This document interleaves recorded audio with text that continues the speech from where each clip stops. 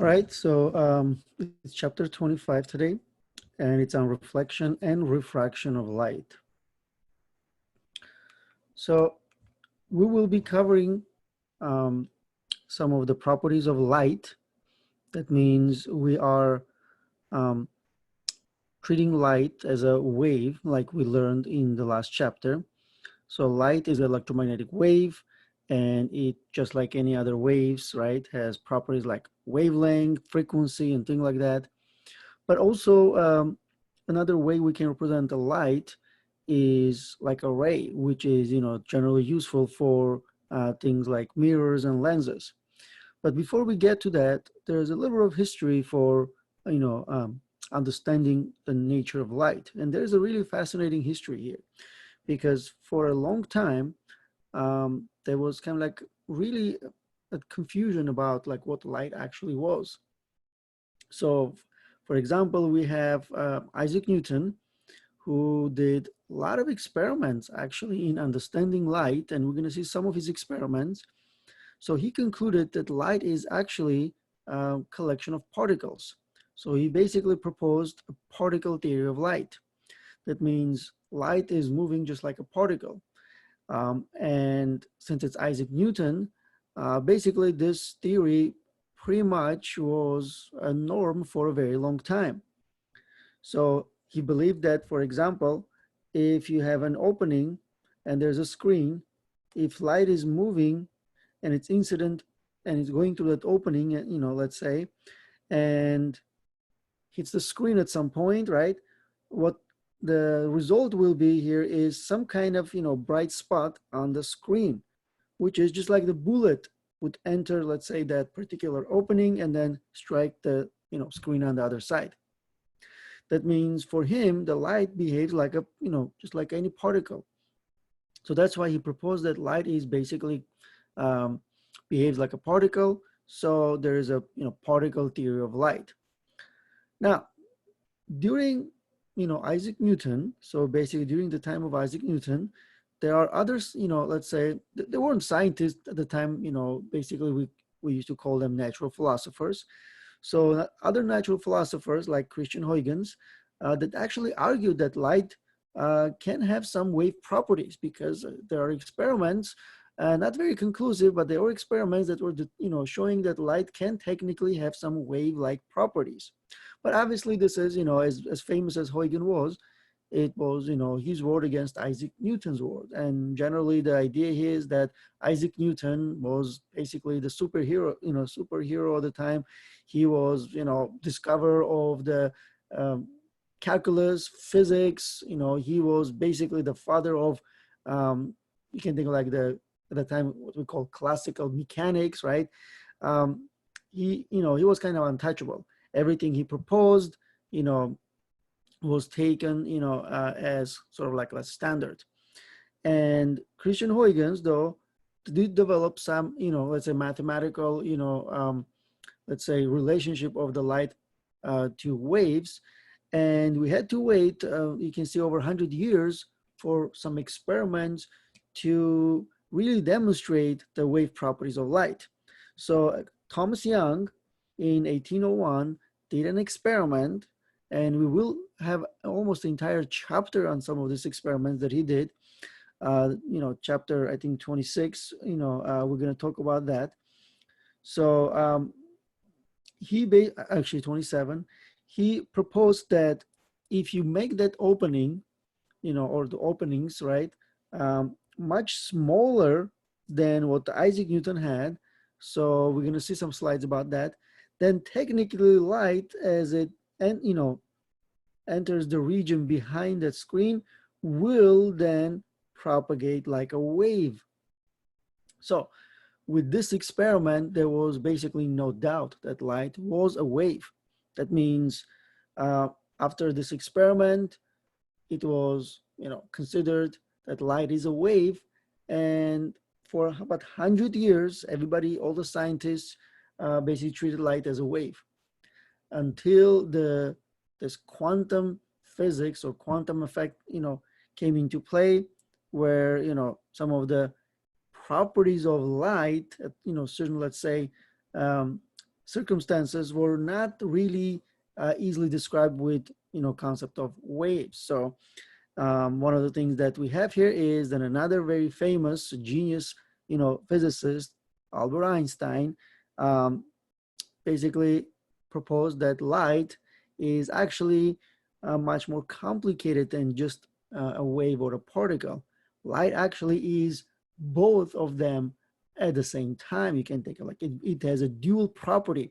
It has particle and wave properties. So if you try to do an experiment where you looking at the wave properties of the light, you will measure the wave property of the light.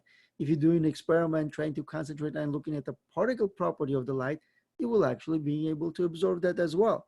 So that means it's not, just a wave or just a particle. It actually, particle wave duality.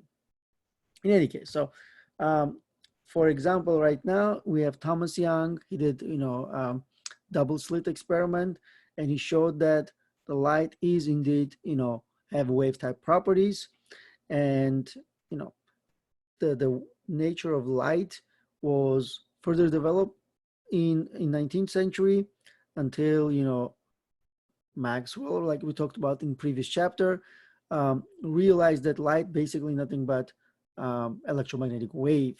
That means it's oscillating electric and magnetic fields that reinforce each other and propagate through empty space. All right, so you can see, right, in terms of Maxwell predicted, that light is a wave, electromagnetic wave, and Hertz, which we know the using unit of frequency Hertz, it was actually a real scientist who actually who experimentally verified Maxwell's prediction. He discovered radio waves, and hence verified that Maxwell was right, that light is electromagnetic wave. So as I said already, in terms of some experiments, right, you can better describe by kind of ignoring the wave nature of light. And for those experiments, it is easier to actually treat light more like a collection of particles, so what we call array. So also in terms of this modern physics, let's say when modern physics come into play, Albert Einstein did a theoretical, basically he published a theoretical paper where he has this photoelectric effect. He was able to show that for this photoelectric effect, for the experiment to actually, for us to be able to explain the experiment, you have to treat light not as a particle, not as a wave, but a particle. Because this experiment was very simple experiment where you shine a light on an object on a metal sheet, and then some of the electrons then able to basically jump from one plate to another. And you can't explain this at all with the wave properties of light, but you can if you treat light as a bundle of let's say energy particles we call photons, and every electron then let's say would absorb a single a photon rather than some kind of continuous energy, which basically the wave is, right? In any case, so these are some of the, let's say, more modern, let's say topics, which unfortunately we won't be able to get into this in this class.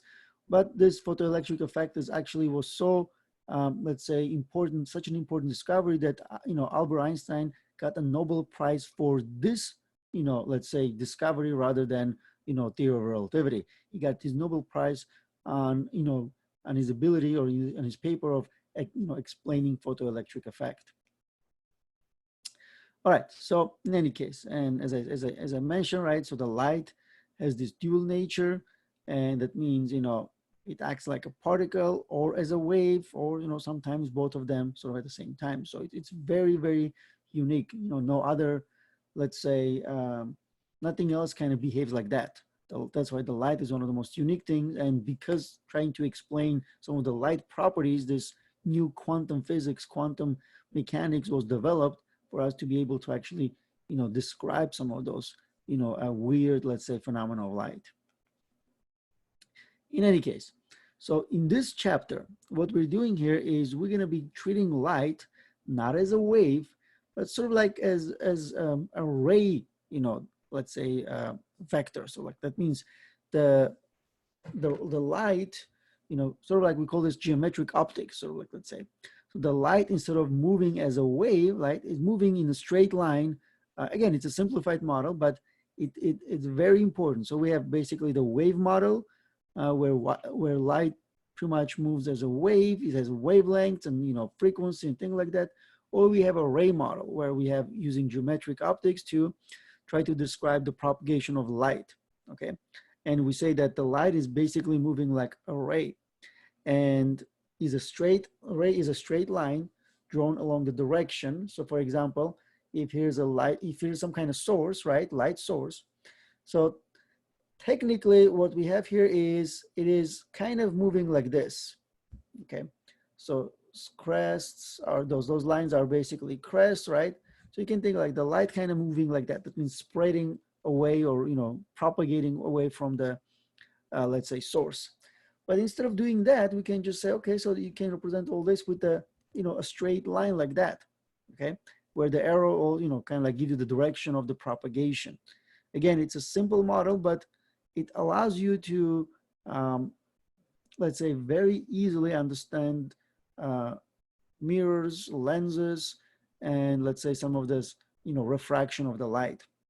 So that's why in this chapter we pretty much, and technically in the next chapter as well, we are pretty much concentrating on treating light as basically a ray moving in a straight line rather than looking at the wave properties. All right, so again, here's what we have. So those are you can think of like these lines are wave fronts. So technically those are, you can think of like are those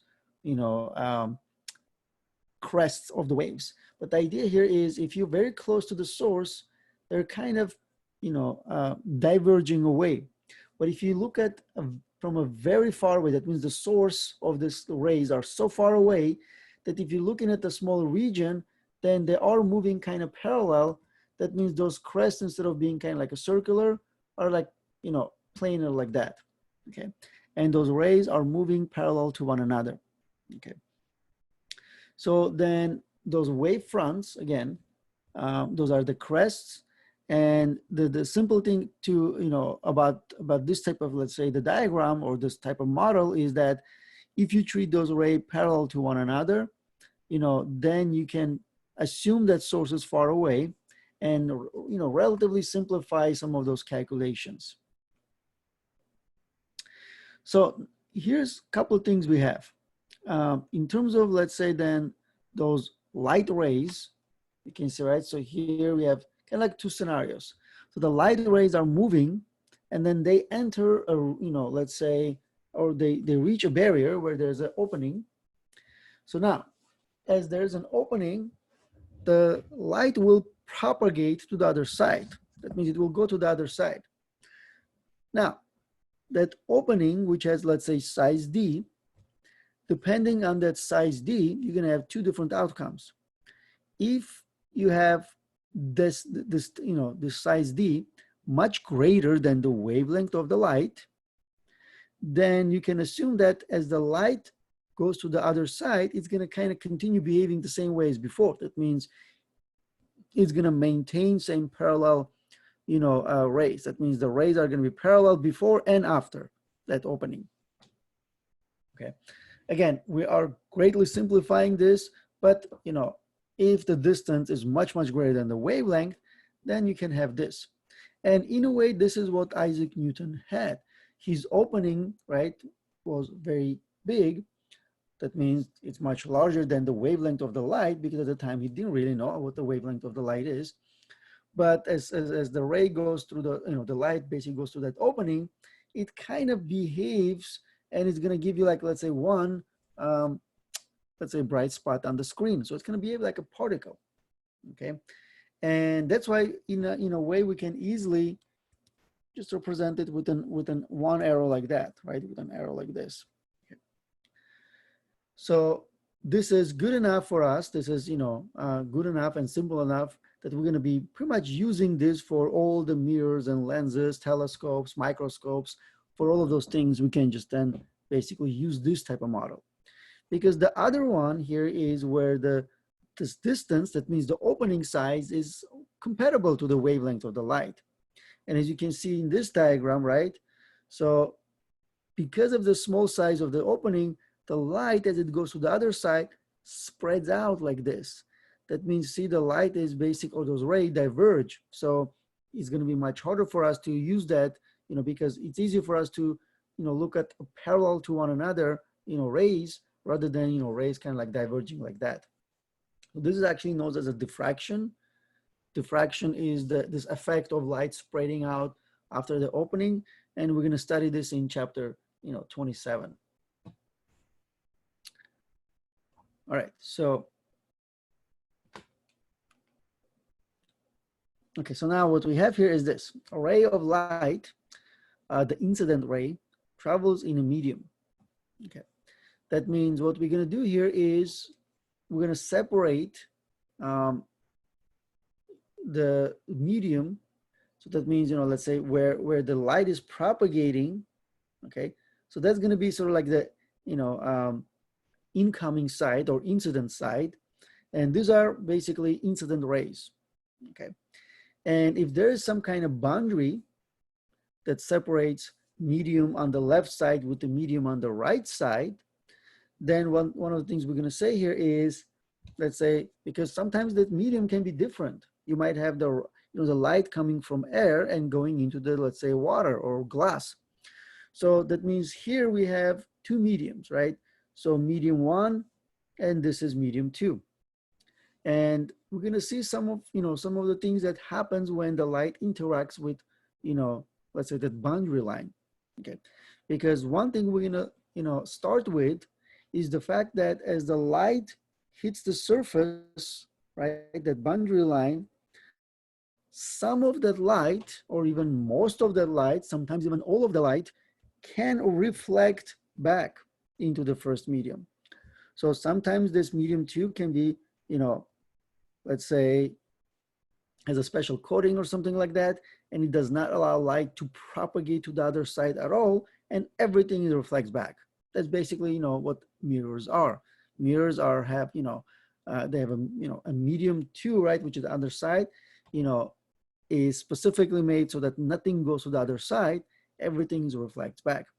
That means what we have here is the light then kind of going to reflect back on itself like this. Okay, and you get 100% reflection. Okay, 100% of the light goes, back to medium 1.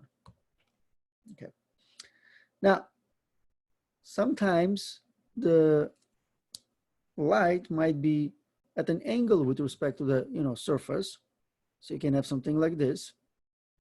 And in that case, when it reflects, it doesn't go back with the same direction, kind of like backward, right? It actually moves with some angle. Okay, so whenever, let's say there's a reflection like that, we can look at two types of reflection. One is a specular reflection. Okay, and this is when the light, you can see, right? So let's say we have 1, 2, 3, 4 incident rays. Those 4 incident rays are parallel to one another before, they are reflected. And then you can see, right, they're parallel to one another after they're reflected. Okay, so generally this happens when the surface is very smooth. Okay, so that's why we call this a specular reflection. Here you can see the example of that, right? That means the light, so this is only one of them, but let's say if you have more than one, rays, they all will be parallel before and after.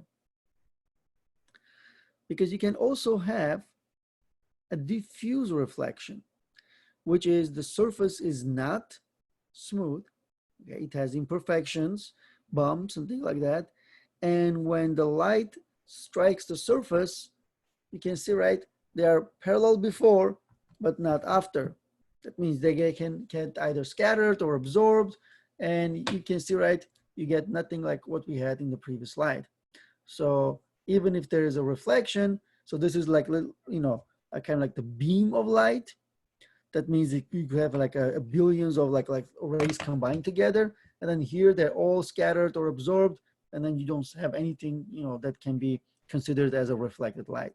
Okay, so this is diffuse reflection, and we're not really going to be looking at this type of reflection a whole lot. So this is going to be, you know, pretty useless for us to, you know, try to explain mirrors and lenses. But specular reflection is perfect because, you know, especially when you have a mirror, right? You can expect that light, you know, pretty much reflects back, you know, 100% of, you know, intensity is reflected back, and the surface of the, you know, even curved mirrors are relatively smooth. All right, so let's look at then in terms of what happens when you have a, you know, a specular reflection and you have incident light moving toward that boundary line, right? And what we have here is like, so basically let's call this a surface. Okay, so that's the surface where it separates two mediums. So basically medium 1, and here's medium 2. Now, what you do here is you'll take the point where the light strikes that, you know, boundary line or the surface, and you draw a normal. Okay, so you always start like that. So you need to draw a normal, which is a line perpendicular to the surface. Okay, just like the normal force, remember, was perpendicular to the surface. So you draw a line that is perpendicular to the surface. Because then what we're going to do here is we're going to take the direction of the incident ray relative to the normal, you know, which is perpendicular to the surface line. So that's why here I take this to be theta 1, and the theta 1 is known as the incident angle. So it's an incident ray makes an angle of theta 1 with the normal. And again, we don't take the, you know, the direction, the theta of the incident ray with respect to the surface, but with respect to the normal to the surface. Okay, so let's say, I don't know, 30 degrees. Then when light reflects back, okay, when the light reflects back, we're going to take that angle again with, or the direction of that reflected ray with respect to the normal again, and we're going to represent it with as theta 1 prime. Okay, and this theta 1 prime is then the direction of the reflected ray. Okay, so are they the same, theta 1 and theta 1 prime? Well, there's a law that tells us that they are always the same. So this is known as a law of reflection. The angle of reflection is always equal to the angle of incident. Theta 1 always equals theta 1 prime. Okay, obviously we're, you know, let's say we used specular reflection for that, but this will also be true for the diffuse reflection. Okay, in diffuse reflection also you have the same idea. And let's say if I go back here for the diffuse reflection, actually you can write this theta 1 prime here as well. See this, they're the same. Here they're the same. But because, and over there, over here too, see, this is actually the normal to that part of the surface. They're the same. And here's this, is, you know, they're all the same. It's just the idea here is that you have different surface, kind of like, let's say, and you get, you know, you can say, right, there's imperfection, bumps, and things like that. So then you get different law of reflection, but still theta 1 is equal to theta 1 prime. All right, so all reflection in this case always going to be assumed to be specular. That means, you know, when we're dealing with lenses even later on, we can still assume that, you know, that's to be true. Okay. Now, the path of light ray is reversible. This property is useful for geometric constructions. So one thing I can also, you know, say in terms of this, you know, reflected light is, for example, okay, here's the normal. So how about when the light is moving like this? So then where is theta 1? Well, theta 1, remember, is with respect to the normal. So technically you can say it's 0 degrees. Okay. And when it reflects back, you can also say then theta 1 prime is also 0 degrees, because, you know, with respect to that, you know, normal, both of them on that normal line. So both of them are basically 0 degrees. All right, so let's look at an example here. So we have a plain sound wave in air, at 20 degrees Celsius with a wavelength of 589 millimeter is incident on a smooth surface well, let's do this. Let's actually wait until I explain a little more about this incident and reflected light, because there's an equation that we need in order to actually solve this problem. We'll come back to this one. Okay, so one thing we have here is sometimes the light can actually hit a surface that allows the light to go to the other side. So this is known as refraction. Okay, so then when the light basically traveling through a transparent medium encounters a boundary leading into another transparent medium. Now, what happens here, some light will be reflected back. Okay, that means some of that energy in the light will be reflected back. But some of the light then will propagate to the second medium. That means intensity technically will decrease of the refracted light. So that's why refracted light will never have 100% intensity. Now, how much it will be, let's say, reflected, it depends on the material itself. But generally, let's say if there is a propagation to the other medium, you can more or less assume that most of the light, most of the energy is propagating to the other side. Okay, so one very important thing happens when the light enters the second medium is that it changes direction. It is bent at the boundary line, okay? So this is known as refraction, okay? So the light changes direction.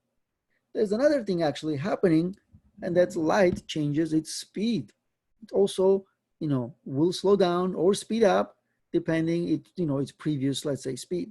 So generally, remember the light can never go faster than speed of light in vacuum.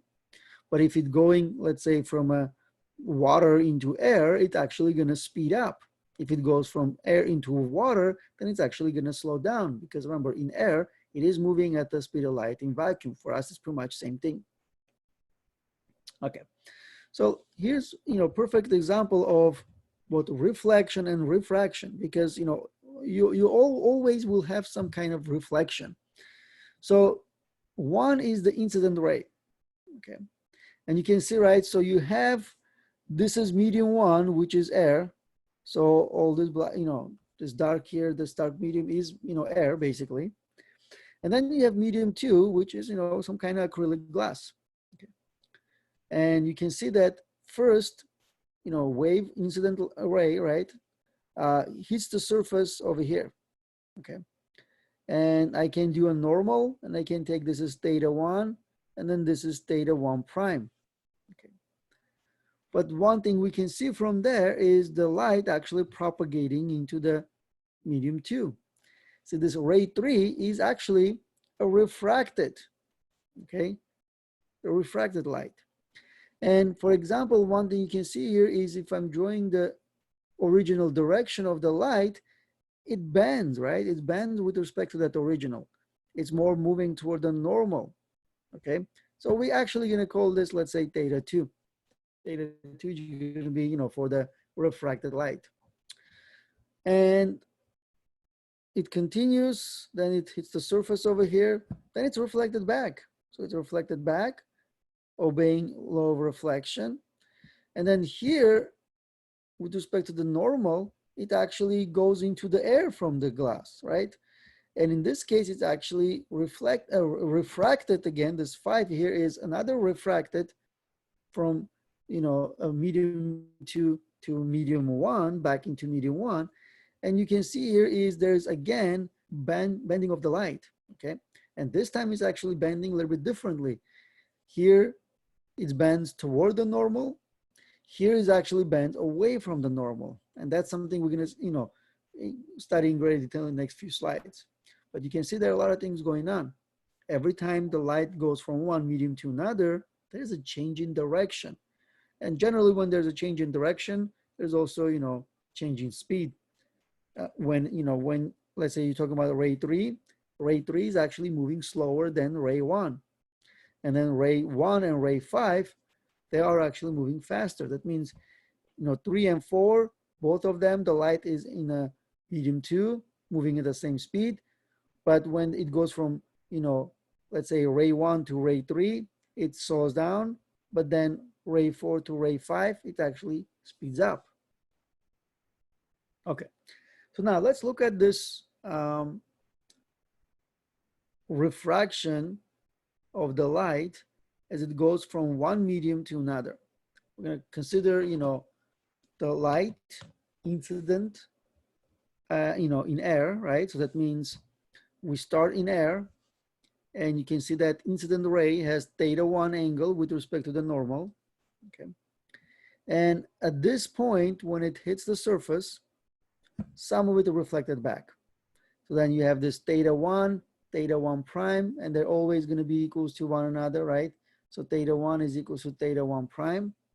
But then some of that light is, refracted into that medium. Now, here's what we have. So in this particular case, you can see that you are basically going from air into the glass.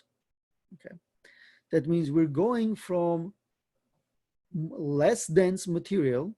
Air is less dense than glass. Glass is much more dense material. Particles over there much closer to one another. There are more particles per unit volume. So that means what we have here is it goes from less dense material, medium, to more dense. And whenever it happens, so you can see, right, kind of like this is being the original path, right, more or less. So if this was the original path, see, the light bends toward the normal. And here, θ2 is less than θ1. That means refracted angle, θ2 is the refracted angle, is going to be less than θ1. Because what we have here is the angle of refraction, which is θ2, depends upon the material and the angle of incident. And if, refracted angle, right, is for the more dense material, when the light is coming from less dense material, it's always going to be, light always going to bend toward the normal. And your θ2 will be less than θ1. Well, that means, whenever light going from, kind of like in the opposite direction, right, from θ, let's say from more dense into less dense, then you might have, kind of like the of that, which we'll see in the next slide. But one of the things we can relate to one another is this angle θ1, θ2. And as I mentioned, right, there's also change in speed every time the light goes from one medium to another.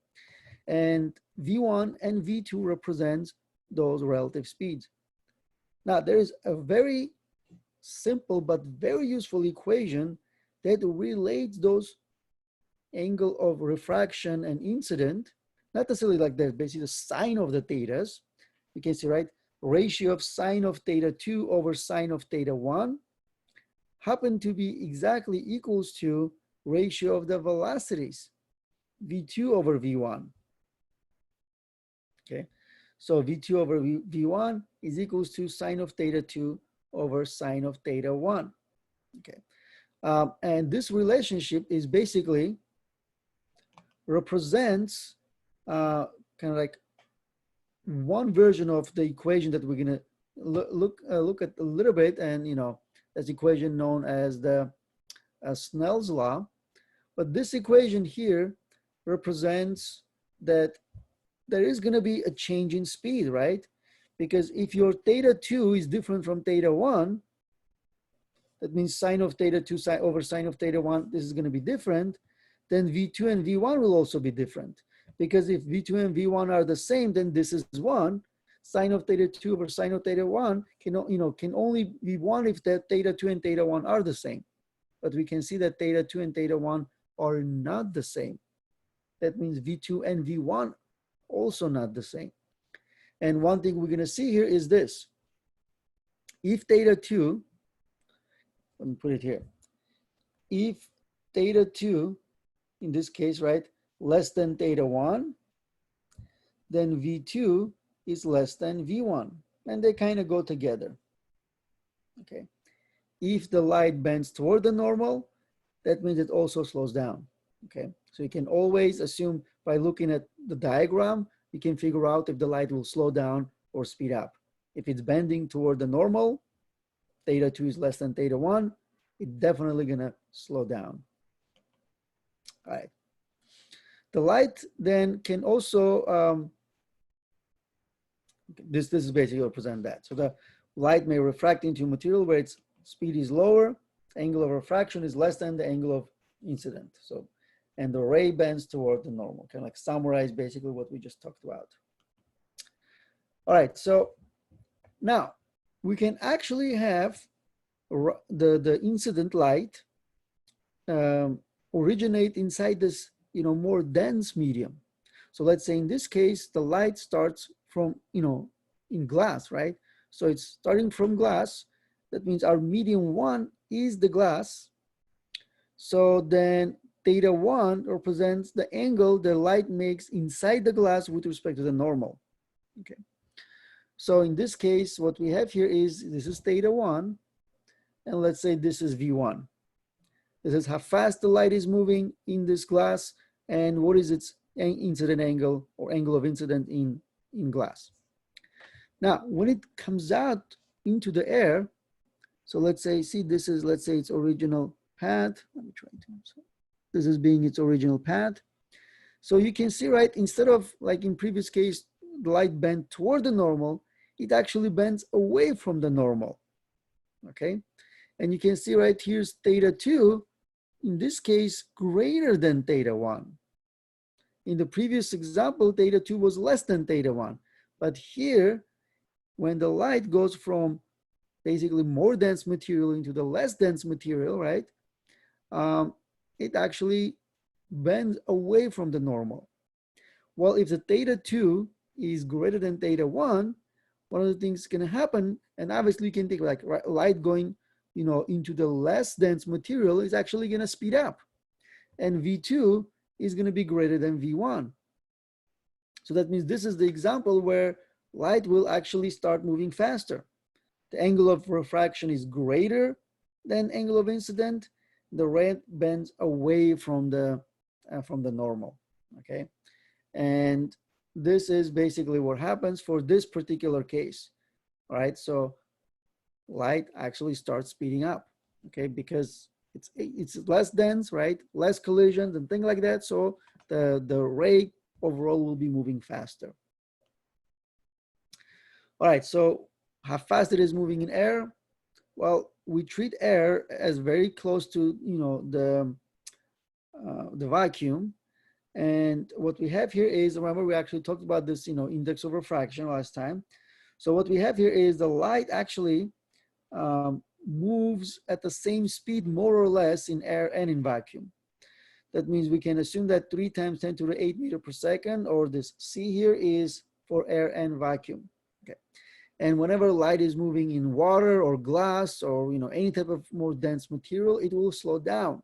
And sometimes it's a significant. So for example, you can see right in block of glass, its speed is 2 times 10 to the 8 meter per second, which seems like it's still insanely fast, and it is, but you can see, right, it's almost, what is it? It's about, 30% decrease, 30% decrease of the speed compared to, in vacuum, okay? But when the light comes out from glass into the air, again, it's gonna start moving at 3 times 10 to the 8 meter per second. It's gonna speed up and reach the same, high speed as in, as it had before. I mean, it doesn't just slow down and then keep that, let's say speed. So that's why one of the things we have here is then when the light, coming from the stars, right? Sometimes they go through very thick, let's say clouds of gas and dust. They might slow down, but then when they come out of that gas and dust, they, pick up their speed. Otherwise, if they slow down every time that there's a barrier, those lights, never gonna reach us. All right, so then this ratio of the speed of light in vacuum over the speed of light in a medium is known as index of refraction. So this index of refraction has no units. It's a unitless quantity. And let's say the C here at the top is a constant. It never changes. We always take the numerator to be the speed of light in vacuum. Then you divide by the speed of light in that particular medium. So that's why, for example, if I have medium 1, then I will say, okay, medium 1 here is N1. Then I have the speed of light in vacuum divided by the speed of light in that medium 1. Well, if the medium 1 is vacuum also, then it's C over C n equals to 1. Okay. And if the speed of, let's say, the medium 1 is air, then in a way, this V1 is also, we can treat as, I think like, okay, so if I do like V1, and this is in air, right? So what we get is this 1.000, I think 3. And you can see, right, even if I keep 2 sig figs or 2 decimal points, it's still 1. That means N vacuum and N air is 1, and that's the lowest the index of refraction can have, lowest value. It cannot be lower than 1, because in order for it to be lower than 1, this V over here has to be, greater than C, and there is no such thing as velocity higher than, speed of light.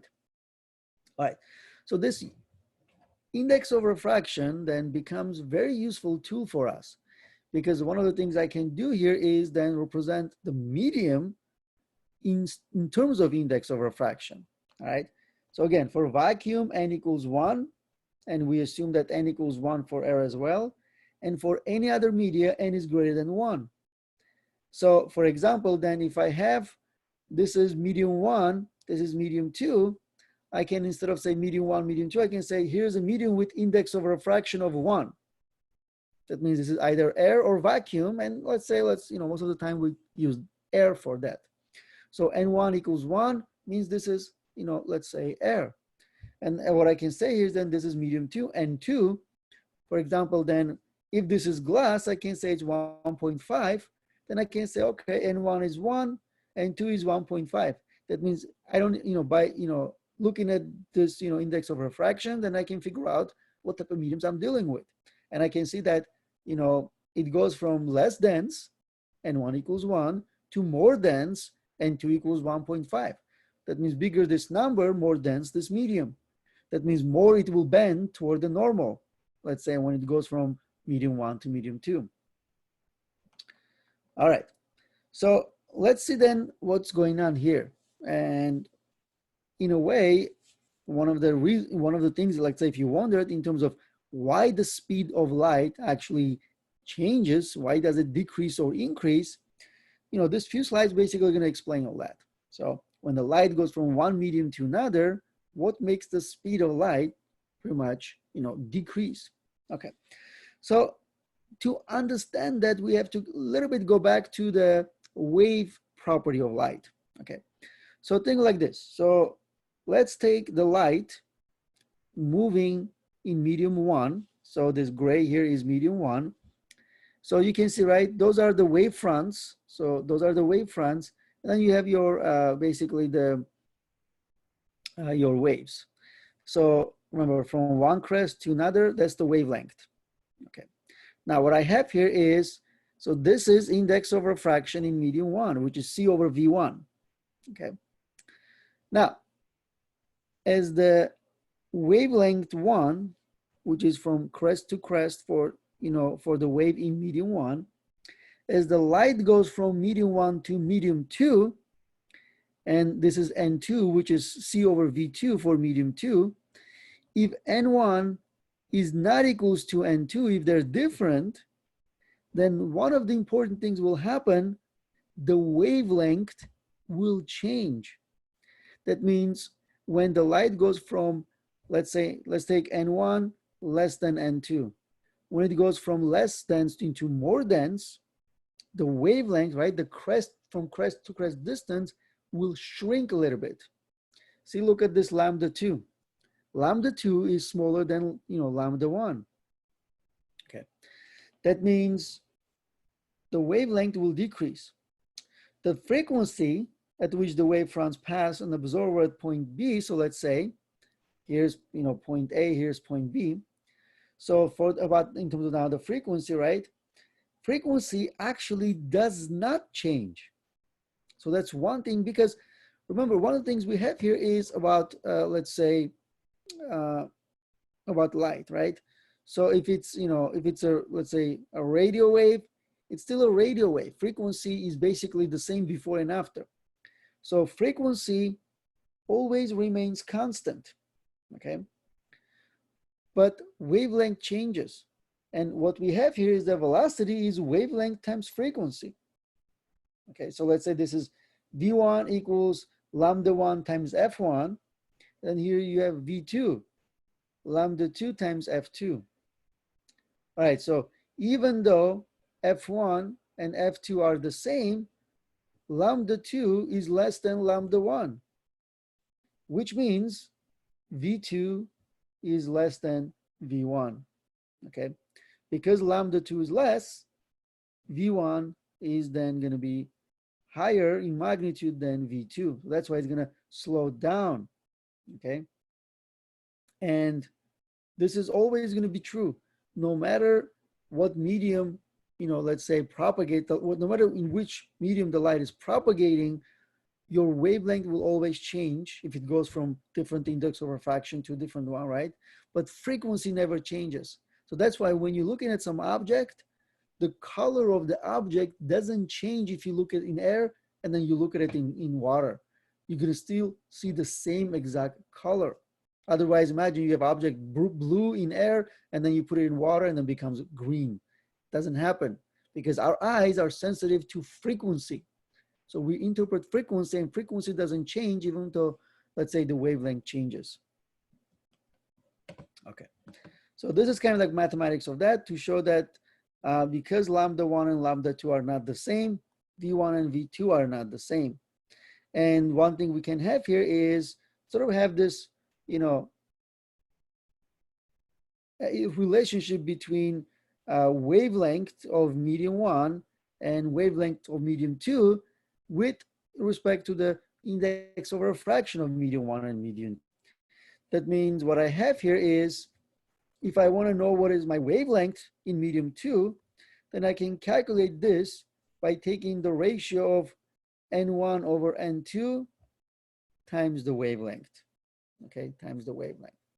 So you can see, right, for example, if your N1 is 1 and your N2 here is 1.5 times the wavelength 1, then you can see, right, your wavelength 2 will be, smaller, because this ratio going to give you a value, something like smaller than 1, like 0.8 or point something like it, right?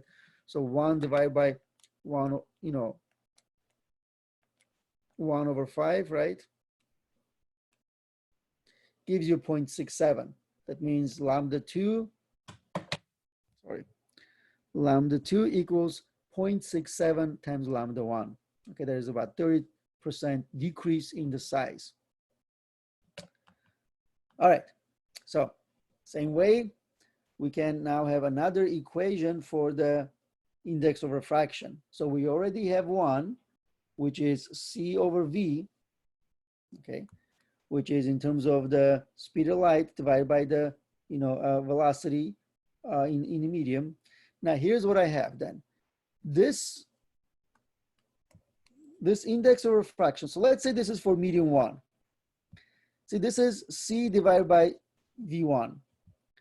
Let's look at it in terms of what is the, equation for the speed of light in vacuum. Remember, that's wavelength times frequency. Without a subscript, it means it's a wavelength and frequency in vacuum.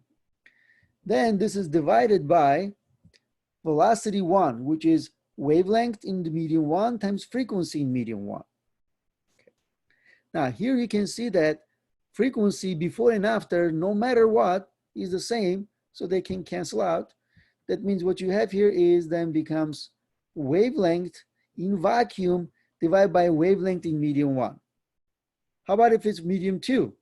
Well, if it's medium 2, it will be wavelength in vacuum divided by wavelength in medium 2, and so on and so forth. That means this is basically for any medium that you want to consider, okay? So you take wavelength in vacuum divided by wavelength for that particular medium, okay? And that's another way of finding the, index of refraction. Okay, so that's, this is just a, index of refraction for the, one specific medium. But remember, you can also have this, if you're comparing medium 1 and 2, you have also lambda 1 and 1 equals lambda 2 and 2. So this is also a useful equation, right, that relates wavelengths and index of refractions. All right. So we find everything, if we put everything together, then we can find this equation. Okay. So remember, this equation comes from this sine of theta 1 over sine of theta 2. Remember, this was equals to, actually, what I had here is this, sine of theta 2 over sine of theta 1. This was equals to V2 over V1. Okay. So now, one thing I can do here is, remember, V2, so C over V2 is N2. So if I rearrange this, then I can rewrite V2 in terms of C over N2, right? So that means if I come back here, I can say V2 here is C over N2. Same way, V1 is C over N1. Well, I can cancel the C, and then what I get here is sine of theta 2 over sine of theta 1 equals, this ratio ends up giving me N1 over N2. After that, we do a cross multiply, where, we do cross multiply and we end up with that equation.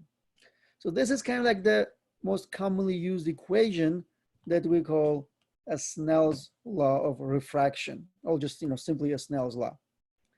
That means it relates index of refractions to the incident or refracted angles. Okay, so N1 sine theta 1 equals N2 sine of theta 2, right? So this index of refraction, then it's, it's a relatively simple equation, but it relates everything that we just, talked about in terms of, because remember, index of refraction related to the velocity, index of refraction related to the wavelength, right? That means all of those things, can be put together. That means you can rewrite this equation in pretty much in terms of velocities, related to the thetas in terms of index of refraction or the wavelengths and all of those things. All right, so as I promised, we need to go back and look at that example. So let's go back and look at that example. Now that we know about the Snell's law, so we should be able to then use that to calculate, let's say, parts in this.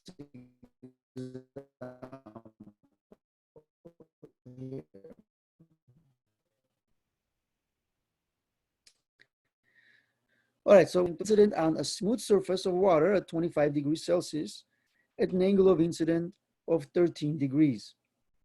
All right, so we want to determine the angle of refraction for the sound wave. All right, so simple enough. So we use part A. That means what I have here is this. So let's say this is, we come from air and going to the water. So in a way I can say N1 is 1, and 2, if it's water, is 1.33. Okay. So we draw a normal line, and I say, all right, so then the sound wave here is incident, 13 degrees with respect to the normal. 13 degrees. So then what I want to find here is, what is the angle of refraction? Okay. So now, for the angle of refraction, what I can do here is, you can see, right, what I'm given is the wavelength, right? So wavelength, which is 589 millimeters.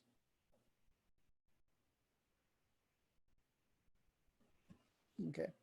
And hopefully you guys remember that Celsius is 343, right? So we also have this information. All right. So then I have basically velocity, right? So velocity, and let's say, so a number of ways, right? We can solve this. So even, assuming that I give you this index of refraction, but even if you don't have this index of refraction, one of the things we have here is there are always tables, right? That will also give you the velocity. Again, this is sound. So this is sound in air, and this is sound in water, and this is 1,493 meter per second. So this is, one of those tables that, we had in, I think chapter 13 when we talked about waves. All right. That means I have all those information. So that what I want to find here is pretty much theta 2. So again, there's a table where I can get also index of refraction for water. And there's a table where I can get all those velocities. So technically one thing I can do here is I can, use velocity. So remember, sine of theta 2 over sine of theta 1 equals V2 over V1. Okay. That means what I can do here is I can calculate what is, V2 and V1 and sine of theta 1, right? And, use that. So that means, for example, sine of theta 2 here is equals to V2 over V1 times sine of theta 1. And then to solve theta 2, I have to do inverse sine of those things, which is V2 is 1,493 meters per second over 343 meters per second. And this is times then sine of 13 degrees. Then what I get for theta 2 is 78.3 degrees. Okay, which means theta 2 is greater than theta V1. Okay, so that's basically the conclusion from this part. Part B, it says the wavelength, now take the wavelength of sound in water, a narrow beam of, okay, so sorry. So for part B, we want to find the wavelength of the sound in water. Okay. That means we want to find basically the lambda 2. Okay. So again, there's several ways we can do that. But, one of the ways we can do here is remembering that frequency, right, is the same. So remember, frequency of 1 is equal to frequency of 2. And remember, frequency here is V1 over V2. Sorry, V1 over lambda 1. Frequency 2 here is V2 over lambda 2, right? Frequency, speed over wavelength.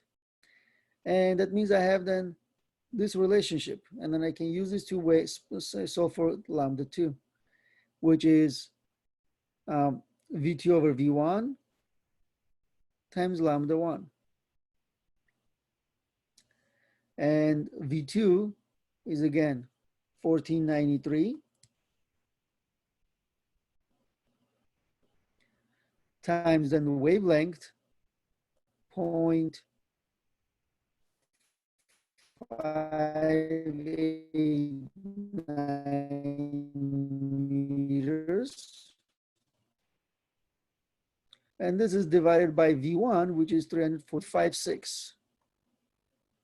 Okay. So 2.56 meters. What is the conclusion? Lambda 2 greater than lambda 1. All right. So now, part C, or for part C, right, what we do here is a narrow beam of sodium yellow light with a wavelength of 589 nanometer in vacuum is incident from air into a smooth water surface at an angle of incident 13 degrees. That means we'll repeat this experiment, but with, light wave instead of sound wave. Well, if I'm doing the light wave instead of sound wave, I'm going to basically use exactly same equations for everything to solve. But what we get here is this. We're going to get theta 2 to be 9.72 degrees. We're going to get then wavelength 2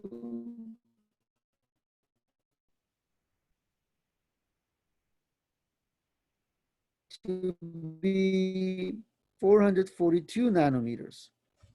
Okay. Conclusion here is this: theta 2 is less than theta 1, which means V2 is less than V1. And we also have lambda 2 is less than lambda 1. Well, which means if part E says contrast the behavior and sound and light waves in this problem, we can see that they basically behave completely differently. Where light bends toward the normal, that means the light bends toward the normal, theta 1, theta 2, and it slows down and the wavelength decreases. Sound does the opposite. It goes from 13 to 78. That means it bends away from the normal. This is theta 2. It speeds up. It goes from 343 to 1493. And also wavelength is 2.56 meters compared to 0.59 meters before. That means sound actually speeds up, bends away, and has much larger like wavelength than light. Kind of like they have exactly the opposite effects. All right. So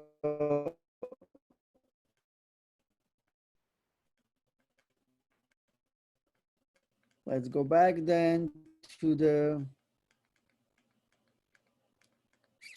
okay. So here's what we have. So vitreous humor, a transparent gelatinous fluid that fills most of the eyeball, has an index of refraction of 1.34.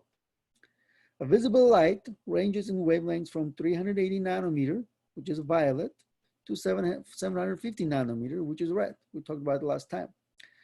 And these are as measured in air. So this light travels through the vitreous humor and strikes the rods and cones at the surface of the retina. What are the ranges of wavelength, the frequency, and the speed of light just as it approaches the retina within the vitreous humor? All right. That means what we do here is we understand that what we have here is for the light is lambda in air or vacuum, right? So this is 380 for the V for violet, and this is for red, 750 nanometers. Okay. Now, what I have here, where we look equals wavelength in vacuum divided by wavelength in this medium N. Now, for us, the N here is 1.34. That means I can look at then, if I rearrange this, then the wavelength of violet in this new medium, basically inside the vitreous humor. So it will be the wavelength in vacuum, right, divided by then index of refraction. Same thing's wavelength for red equals wavelength of, let me put like prime for this. So without prime is a vacuum, with prime is the inside the vitreous humor. So this is the red over index of refraction. So then this is 380 nanometers over 1.34. And if we do that, we're gonna get 284 nanometers. And this is then 750 nanometers over 1.34. And what we get here is 560 nanometers. That means the range becomes this. Now,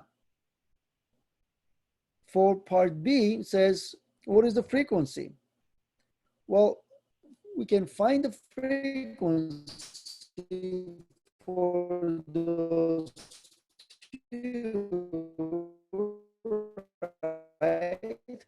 If I do speed of light divided by the wavelength of, for the violet, so we're gonna get 7.89 times 10 to the 14 hertz. Right. Same way, if I do then frequency for the red, the speed of light divided by wavelength for red, and I'm gonna get 4.00 times 10 to the 14 hertz. All right, so how about then F prime violet?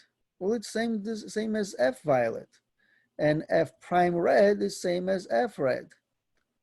They're the same before and after. Frequency doesn't change.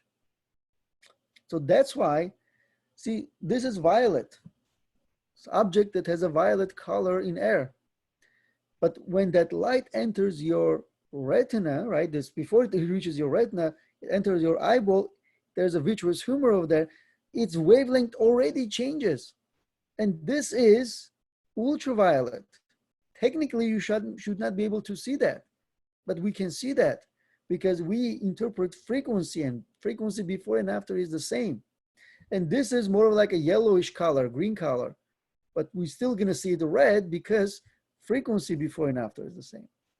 But obviously one thing we know here is the velocity will also change, because what we have here is if we want to find what is the speed of that those lights, right? So the speed will be, let's say C over V, or sorry, using this equation, N equals C over V, then V equals C over N.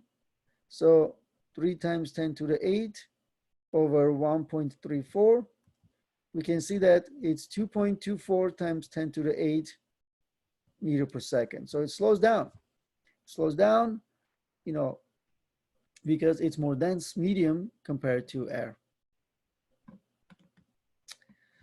Here's one more example. So the light traveling in air is incident on the surface of a block of plastic at an angle of 62.7 degree to the normal, and it's bent so that it makes 48.1 angle with the normal in the plastic. Find the speed of light in plastic. All right. Okay, so these are every problem, right? There are several ways we can do that. Okay. So for example, I'm given theta 1, 62.7 degrees. I'm 48.1 degrees. I'm given that here N1 is 1, because it's a, let's say, in this case, you have air, right? Other one, it says block of plastic. Let's say N2. Okay, so then what is the index of refraction for this plastic? Well, I don't know. I don't remember. Let's say it's not given. But we are told that light is incident. Here's theta 1. And it then refracts with theta 2. Okay, so what else am I given? Well, the light in medium 1 basically moving in air. That means I know that V1 here is C. I'm also given that. And technically then what we want to find here is V2. Okay, so I don't have V2, I don't have N2, and I want to find this V2, right?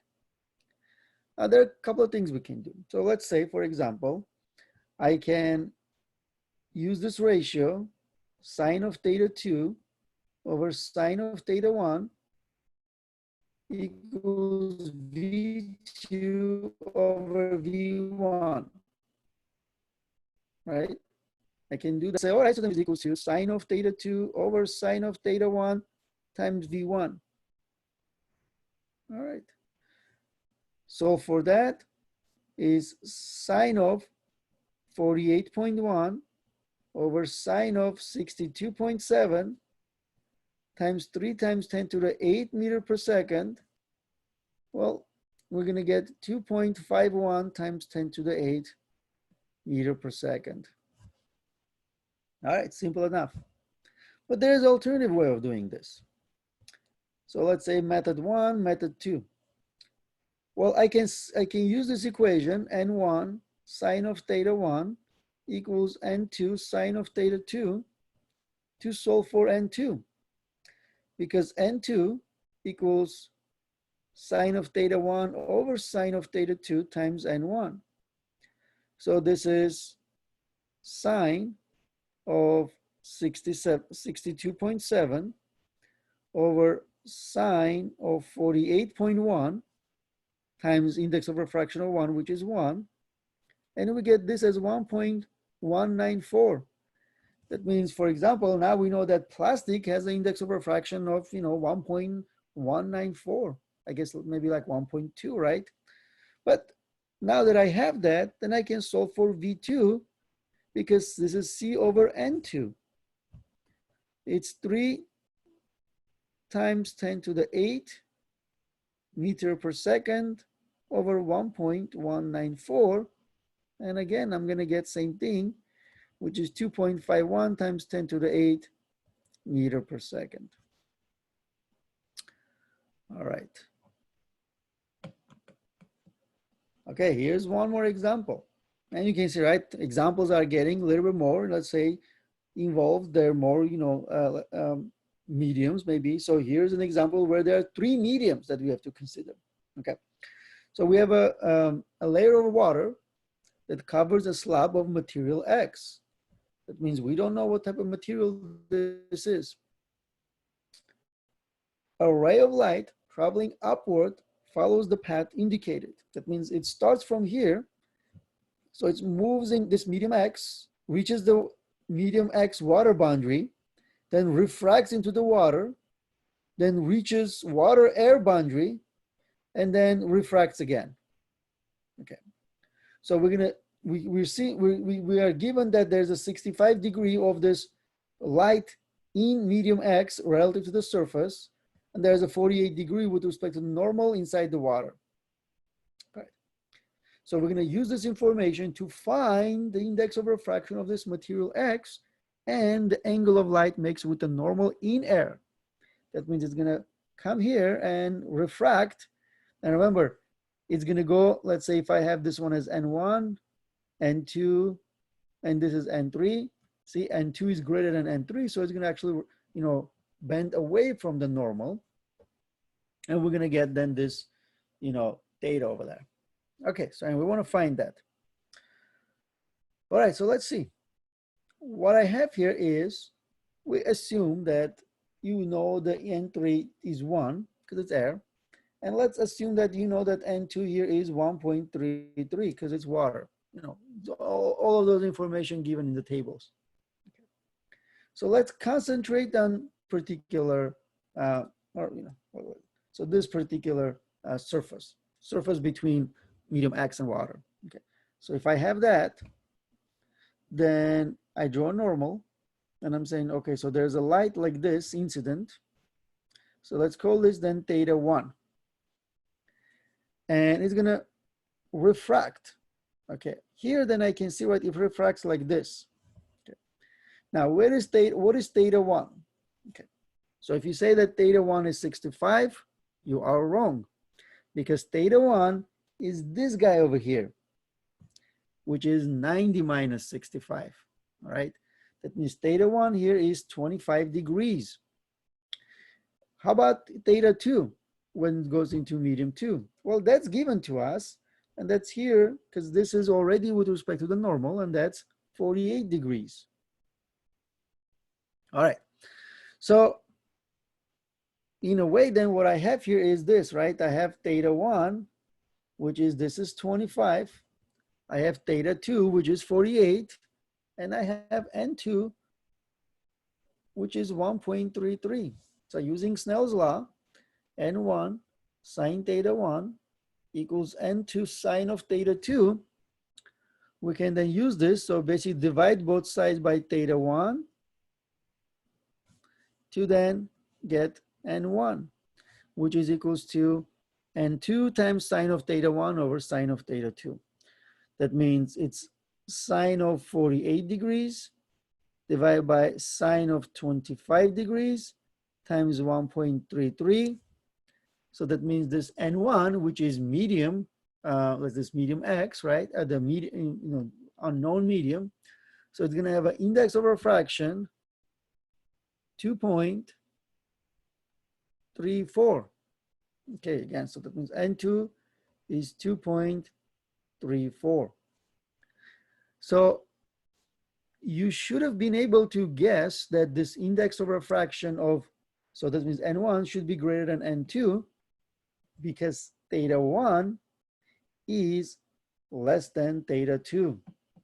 Remember, when it goes from more dense into less dense, it bends away, and the theta 2 here always greater. So you should have been able to guess that and predict what you should have. All right, so now that we have this, let's look at then the other medium, which is, the other surface, water air surface. Because what we want to do here is we want to find this angle, right? This theta, I guess theta 3. Now what I have here is this. Now I'm going from water into air, okay? That means N2 here is my incident medium, okay? So it's 1.33, and N3 is my refracted medium, is then 1. One thing I'm also given here is, see, this is, if this is 48, then this is 48. So that's one thing you have to figure out using the geometry.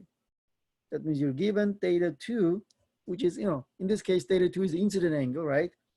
Is 48 degrees. So we want to find theta 3.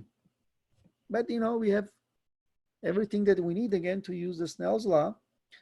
So N2 sine theta 2 equals N3 sine theta 3.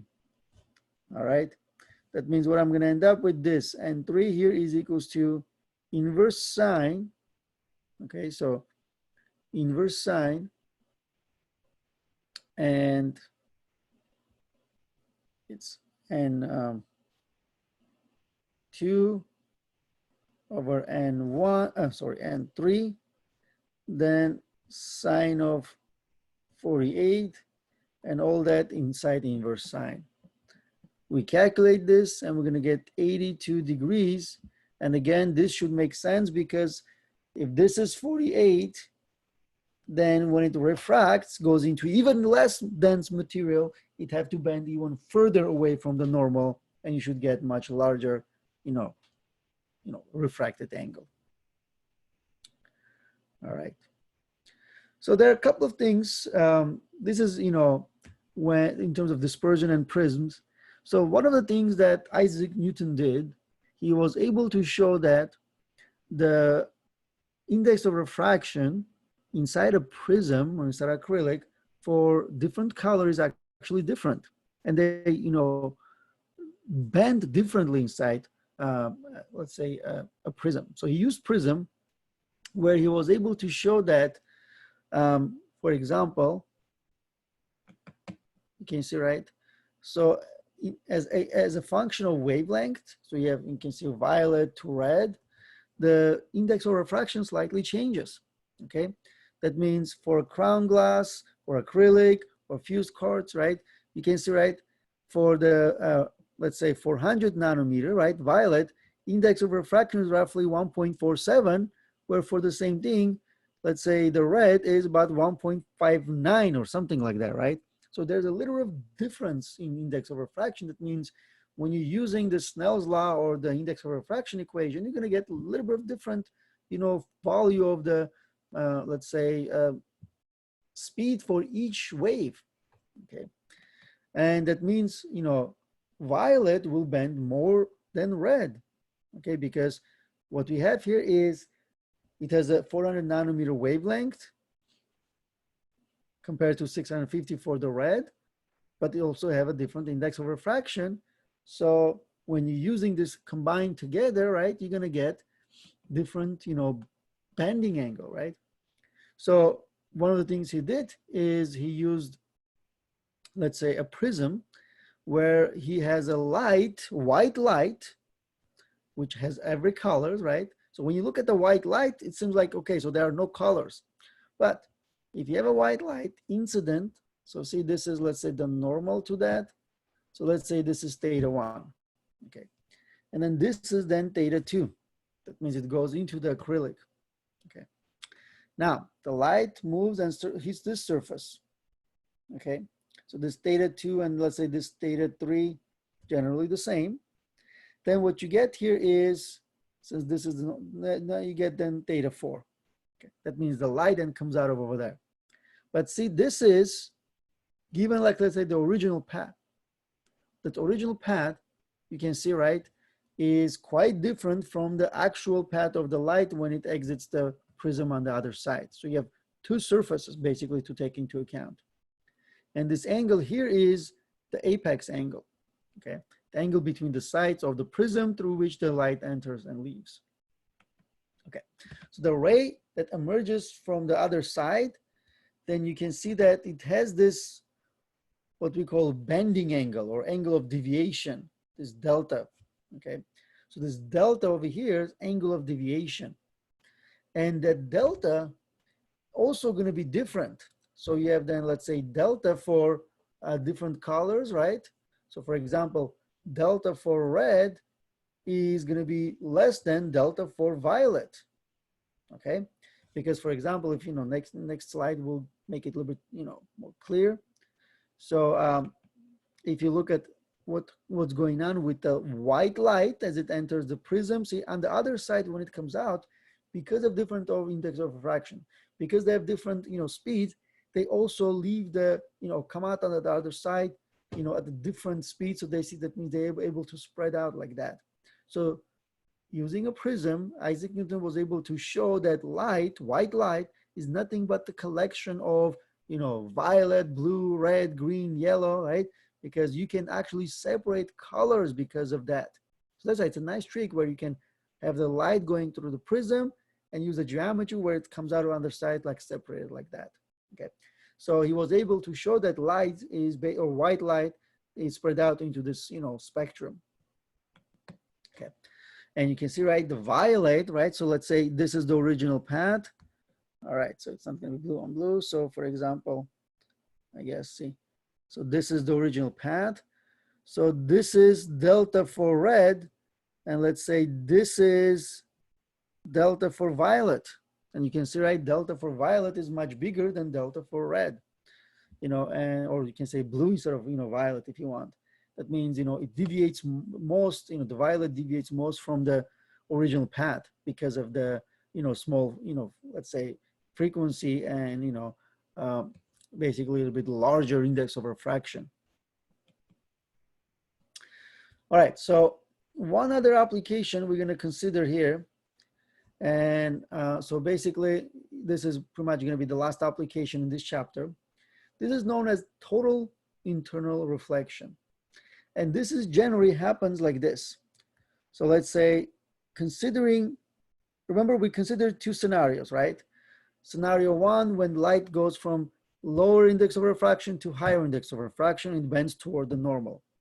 And it was case two, when it goes from higher index of refraction to lower index of refraction, and it's bent away from the normal. So this happens only for the case two. That means you're considering surface N1 and 2, where N1 is greater than N2 always, only for this. So for example, water into air.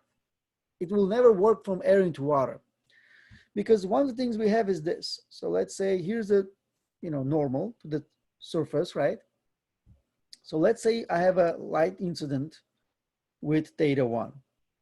Remember, if N1 greater than N2, then theta 1 is less than theta 2. Always this is the case, right? If it goes from higher index of refraction to a lower index of refraction, it's going to bend away. So theta 2 is going to be, let's say, something like this. So theta 2, okay, much larger. Now, imagine then what we're doing is this. I'm going to continue increasing this incident angle. So I'm going to, let's say, make this as, incident angle. Well, that's going to give me this refracted angle. And I'm going to increase it more. Well, that's going to give me that, incident refracted angle. So now you can see, right, at some point, I have then this incident angle where then the refracted angle, let's do this. So refracted, so for this particular then incident angle, so this theta that I'm going to call theta critical, see then the refracted is going to be then parallel. So it's going to be 90 degrees. Okay, that means for some theta critical, that's for theta 1, then theta 2 basically 90 degrees. Okay. If this happens, anything greater incident angle than the critical angle gonna make, you can see, right? You're gonna then, so this is basically that critical angle. So here's the critical angle where the light coming out to the other side is parallel to the surface. Anything greater than that, light reflects back entirely into this medium one.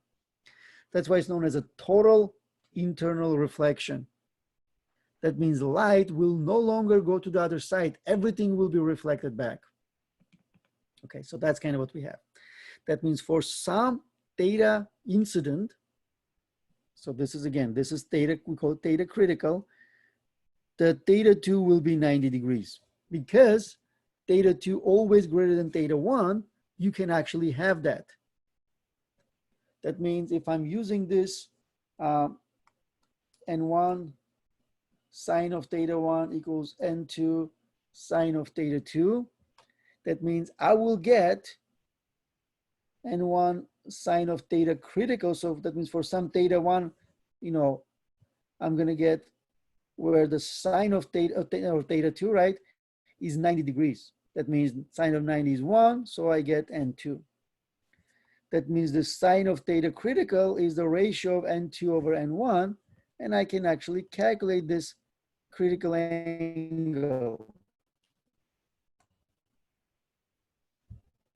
Inverse of N2 over N1. Okay. So for example, if this is water and which is 1.33 and air, right? If I'm using that, what I will get is this 1.33 over 1.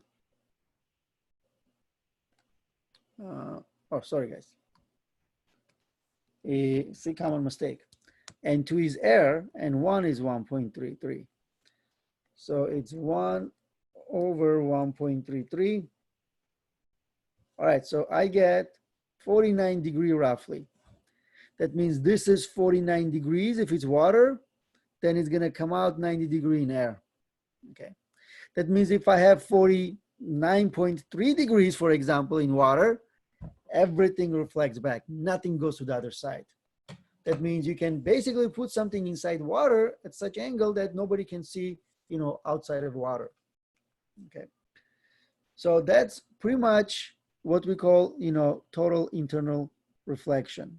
Okay. And that allows us to have this complete reflected, you know, light. That means energy is completely reflected back. Okay. And again, this angle is the same as on the other side, right? And because it also will obey the law of reflection. And total internal reflection occurs only when the light is directed from a medium of a given index of refraction, that means a larger medium, toward the medium of a lower index of refraction. Okay. So it should be higher index of refraction. So, okay. Again, this is just to show that in terms of this Snell's law, right? Kind of like I gave you this equation, right? Theta critical will be, or sine of theta critical is N2 over N1. Again, only when N2, or, you know, I guess like N1 is greater than N2. It works only in this case, okay? Then you can have the total internal reflection. All right. So let's look at a few examples. A critical angle for total internal reflection at the liquid-air interface is 42.5 degrees. If a ray of light traveling in liquid has an angle of incidence at an interface of 35 degrees, what angle does the refracted ray in the air make with the normal? Okay. So what we're given here is this. So let's say this is some medium, N1. So this is N2. N2 is air. N1 is some kind of liquid. And technically, we don't know what it is. But what we're given here is this. When the light has a critical angle inside the medium, this liquid, the light over there has a theta 2 of 90 degrees. So what can we do with this information? Well, what I can do with this is I can say that, remember, sine of theta critical is equals to N2 over N1, right? Which means that I can use this to solve for N1. okay? N1 in this case will be N2 over sine of theta critical. Well, N2 is air, so it's 1. That means then sine of 42.5 degrees, 1 over sine of 42.5 degrees will give me the index of refraction of this, liquid, and that's 1.48. All right. That means I can always use this total internal reflection information or critical angle to solve for the unknown, let's say, index of refraction. All right, so then what we have is this. The next, it says, all right, so now we're not using critical angle, but we are sending at some angle less than critical angle, because anything greater than critical angle will be reflected back. But we want refraction, so let's say we send it at 35 degrees. What will be, again, this is N1. Now we know this is 1.48 to N2 into 1. What will be your theta 2? Well, now it's simple enough because, again, N1 sine theta 1 equals N2 sine of theta 2. All I need to do is solve for, theta 2. Sine of theta 2 equals N1 over N2 times sine of theta 1. Then theta 2 here is inverse sine of 1.48 over 1 times sine of 35 degrees. All of that inside the argument. All right, theta 2, if we calculate, is going to be 58.1 degrees. All right, that's part A. Part B, it says if a ray of light traveling in air has an angle of incidence at 35, that means we're kind of like changing things. We're saying that, okay, so now N1 is 1, N2 is 1.48, and it's coming like this with 35 degrees. Okay, what will be the, theta 2? Now, remember one thing, right? If N2 is greater than N1, then theta 2 will be less than theta 1. That means I should predict this to be bending toward the normal. Okay, but again, I can just use the same equation, right? So if you rearrange, you're going to get basically the same thing, right? So theta 2 here is equals to inverse sine of N1 over N2. N1 is air over N2, 1.48. And again, this is inside the argument, right? Then sine of 35 degrees. In this case, N2 is going to be 22.8 degrees, which is less than 35, which is the incident, just like we predicted. All right.